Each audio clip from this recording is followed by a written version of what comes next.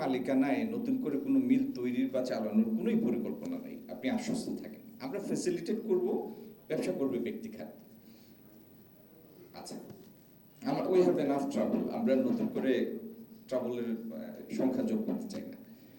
এইখানে একটা ফাইল এসেছে আমার কাছে টেক্সটাইল একটা সেন্টার করার বিষয়ে। ততক্ষণে সেই সেন্টারের পিছনে অনেক খরচ হয়ে গিয়েছে, আমি মনে করেছিলাম নতুন সেন্টার। তো আমি ওনাকে বললাম যে আর নতুন করে কোনো টেক্সটাইল কলেজ বা টেক্সটাইল ইনস্টিটিউট আমরা করব না। উনিও খুব ভালো সৎ একজন সরকারি কর্মকর্তা। I wish she was here today, তাইলে উনি বুঝতেন আমাদের ছাত্র এবং শিক্ষকদের কথা শুনে যে কিসের জন্য নতুন কোনো ইনস্টিটিউট করতে আর মানা করেছিলাম। আগামী দিনে লম্বা বক্তৃতায় না গিয়ে আমরা সলিউশনের আলাপটা করি।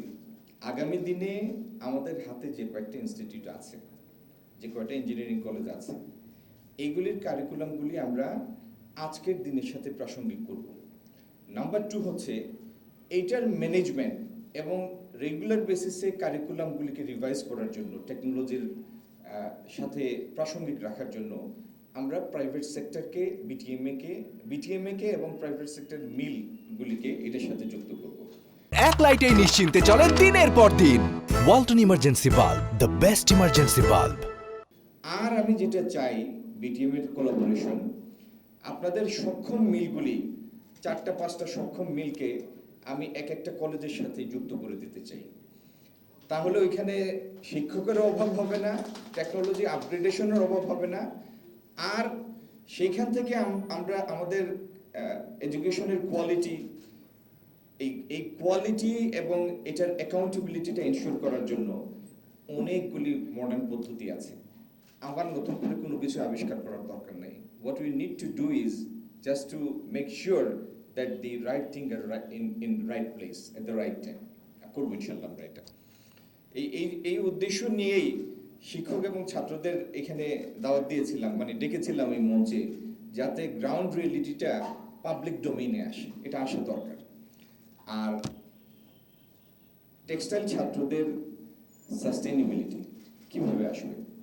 সাস্টেইনেবিলিটির একটা প্রথম শর্ত হলো এই ইন্ডাস্ট্রিকে সাস্টেইনেবল করা। যদি ইন্ডাস্ট্রি ডিক্লাইনিং অর্ডারে থাকে তো চাকরি কিভাবে সাস্টেইনেবল হবে? তো এই ইন্ডাস্ট্রির এফিসিয়েন্সি বাড়ানো দরকার। এটার জ্বালানি সরবরাহের অপ্রতুলতাজনিত কারণে যে পুরো খাতটা একটা বড় হুমকির সম্মুখীন, সেখান থেকে এটাকে বের করে নিয়ে আসতে হবে। আগামী দিনে কস্ট অফ ফান্ড কমানোর জন্য সরকার যে ব্যবস্থা নিচ্ছে সেটার প্রতিফলন আপনারা দেখবেন। সেই কস্ট কমিয়ে নিয়ে এসে এটাকে আরও প্রতিযোগিতা সক্ষম করে তুলতে হবে। আর ইনভেরিয়েবলি এটার মধ্যে নতুন নতুন প্রোডাক্ট যোগ করতে হবে। ম্যানমেড ফাইবার বলেন, ভ্যালুয়েটেড প্রোডাক্ট বলেন, সেখানে ওর সক্ষমতা এবং ভ্যালু চেইনের মধ্যেও আমাদের এই ইন্ডাস্ট্রির একটা আপগ্রেডেশন দরকার।